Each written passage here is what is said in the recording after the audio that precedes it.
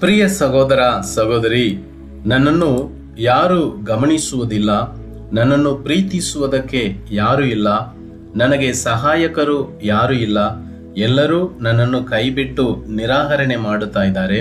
ನನ್ನ ಜೊತೆ ಇದ್ದವರು, ನಾನು ನಂಬಿದವರು ನನ್ನನ್ನು ಮೋಸ ಮಾಡಿ ದೂರ ಹೋಗಿದ್ದಾರೆ. ಯಾಕೆ ದೇವರು ಕೂಡ ನನ್ನನ್ನು ಕೈಬಿಟ್ಟಿದ್ದಾರೆ, ಮರೆತಿದ್ದಾರೆ ಎಂಬುದಾಗಿ ನಿಮ್ಮ ಹೃದಯದಲ್ಲಿ ಕಳವಳಗಳಿಂದ, ಚಿಂತೆಗಳಿಂದ ಸೋತು ಹೋಗಿ ಕೂತಿದ್ದೀರಾ? ದೇವರು ನಿಮ್ಮನ್ನು ನೋಡಿ ಹೇಳುತ್ತಾ ಇದ್ದಾರೆ, ಈಗೋ ನನ್ನ ಅಂಗೈಗಳಲ್ಲಿ ನಿನ್ನನ್ನು ಚಿತ್ರಿಸಿದ್ದೇನೆ ಎಂಬುದಾಗಿ.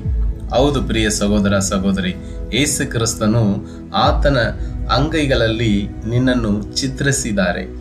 ಅಂದರೆ ಅದರ ಅರ್ಥ ದೇವರು ಯಾವಾಗಲೂ ನಿಮ್ಮನ್ನು ನೋಡುತ್ತಾ ಇದ್ದಾರೆ. ನಿಮ್ಮ ಪರಿಸ್ಥಿತಿಗಳು, ನಿಮ್ಮ ಕಷ್ಟಗಳು ಎಲ್ಲವೂ ಆತನಿಗೆ ಗೊತ್ತಿದೆ.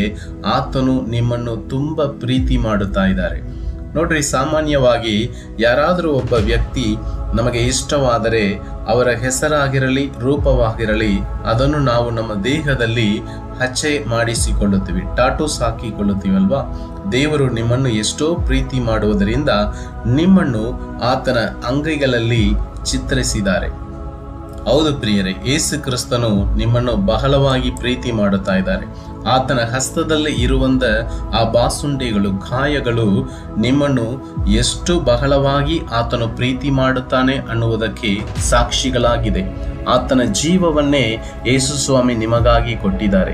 ನಿಮ್ಮ ಪಾಪಕ್ಕಾಗಿ, ನಿಮ್ಮ ಶಾಪಕ್ಕಾಗಿ, ನಿಮಗಿರುವ ಅನಾರೋಗ್ಯಗಳು, ರೋಗಗಳು, ಬಲಹೀನತೆಗಳಿಗಾಗಿ ಆತನ ಜೀವವನ್ನೇ ಯೇಸು ಸ್ವಾಮಿ ಕೊಟ್ಟಿದ್ದಾರೆ. ಹೌದು, ಆತನನ್ನು ನೀವು ನಂಬುವಾಗ ಆತನ ರಕ್ತದಲ್ಲಿ, ಆತನ ನಾಮದಲ್ಲಿ ಎಲ್ಲಾ ಪರಿಹಾರ ಇದೆ ಪ್ರಿಯರೇ.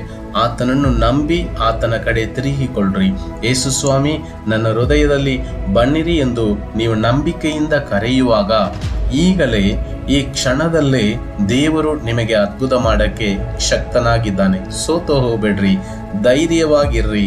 ಯಾರೇ ನಿಮ್ಮನ್ನು ಕೈಬಿಟ್ಟರೂ ಸಹ ನಿಮ್ಮನ್ನು ಕೈಬಿಡದೆ ಯಾವಾಗಲೂ ನಿಮ್ಮನ್ನು ಬಗ್ಗೆ ಚಿಂತಿಸುತ್ತಾ ಇರುವ, ನಿಮಗಾಗಿ ಆಮೀನ್ ಸ್ತೋತ್ರ ಸಹಾಯ ಮಾಡಕ್ಕೆ ಸಿದ್ಧವಾಗಿರುವ ಯೇಸು ಕ್ರಿಸ್ತನು ನಿಮಗಾಗಿದ್ದಾರೆ, ನಿಮಗಾಗಿ ಕಾಯುತ್ತಾ ಇದ್ದಾರೆ. ಆತನ ಕಡೆಗೆ ಬನ್ರಿ, ಹೃದಯದಲ್ಲಿ ಆತನನ್ನು ಕರೆಯಿರಿ.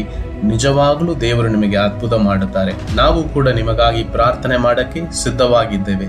ಪ್ರಾರ್ಥನೆ ಬೇಕಾದರೆ ಇಲ್ಲಿ ನಾವು ಕೊಡಲ್ಪಟ್ಟ ಆ ಮೊಬೈಲ್ ನಂಬರಿಗೆ ಕಾಲ್ ಮಾಡ್ರಿ, ನಿಮಗಾಗಿ ಪ್ರಾರ್ಥಿಸುತ್ತೇವೆ. ದೇವರು ಅದ್ಭುತ ಮಾಡುತ್ತಾರೆ.